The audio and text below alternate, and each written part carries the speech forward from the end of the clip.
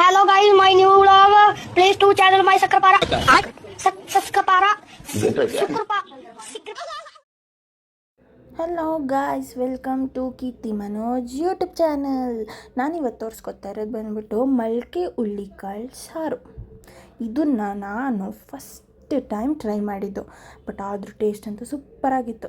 ಏನಿಲ್ಲ, ಒಂಚೂರು ಈರುಳ್ಳಿನ ಕಟ್ ಮಾಡಿಬಿಟ್ಟು ಮಿಕ್ಸಿಗೆ ಹಾಕ್ಕೊಳ್ಳಿ, ಆಮೇಲೆ ಅದಕ್ಕೇ 2 ಟೊಮೊಟೊ ಹಾಕ್ಕೊಳ್ಳಿ, ಆಮೇಲೆ ಬೆಳ್ಳುಳ್ಳಿ ಹಾಕ್ಕೊಳ್ಳಿ, ಅದಾದಮೇಲೆ ಶುಂಠಿನ ನಾನು ತುರಿದ್ಬಿಟ್ಟು ಹಾಕ್ಕೊಂಡಿದ್ದೀನಿ ಅಷ್ಟೇ, ಯಾಕಂದರೆ ಗಡ್ಡೆ ಸಿಗುತ್ತೆ ಅಂತ. ಸೊ ಶುಂಠಿ ಹಾಕಾದ್ಮೇಲೆ ಕೊತ್ತಂಬರಿ ಹಾಕಾದ್ಮೇಲೆ ಹಸಿ ಕಾಯಿ ಹಾಕ್ಕೊಳ್ಳಿ, ಯಾಕಂದರೆ ಅದು ಇನ್ನೂ ಟೇಸ್ಟ್ ಕೊಡುತ್ತೆ. ಸ್ವಲ್ಪ ಜಾಸ್ತಿನೇ ಹಾಕ್ಕೊಳ್ಳಿ ಕಾಯಿ, ಸೊ ಅದರಿಂದ ಸಾಂಬಾರು ತುಂಬ ಟೇಸ್ಟಿಯಾಗಿರುತ್ತೆ. ಅದಾದಮೇಲೆ ಚಕ್ಕೆ, ಲವಂಗ, ಏಲಕ್ಕಿ, ಒಂದೇ ಒಂದು ಏಲಕ್ಕಿ, ಇದಿಷ್ಟು ಮಿಕ್ಸಿಗೆ ಹಾಕ್ಕೊಳ್ಳಿ, ಆಯಿತಾ. ಅದಾದಮೇಲೆ ನೀರು ಹಾಕ್ಕೊಳ್ಳೋಣ. ನೀರು ಹಾಕ್ಕೊಂಡಾದ್ಮೇಲೆ ಇದಕ್ಕೆ ಒಂದು ಸ್ವಲ್ಪ ಖಾರದ ಪುಡಿ ಹಾಕ್ಕೊಂಡಾದ್ಮೇಲೆ ಒಂದು ಸ್ವಲ್ಪ ಗರಂ ಮಸಾಲ ಹಾಕಾದ್ಮೇಲೆ ಒಂದು ಸ್ವಲ್ಪ ಧನ್ಯ ಪುಡಿ ಹಾಕಾದ್ಮೇಲೆ ಇದನ್ನು ಮುಚ್ಚಿ ರುಬ್ಕೊಂಬಿಡೋಣ. ಫುಲ್ ಫೈನ್ ಪೇಸ್ಟ್ ಮಾಡ್ಕೊಳ್ಳೋಣ, ಓಕೆನಾ. ಪೇಸ್ಟ್ ಆದಮೇಲೆ ಈಗ ಕುಕ್ಕರ್ ಇಟ್ಕೊಳ್ಳೋಣ.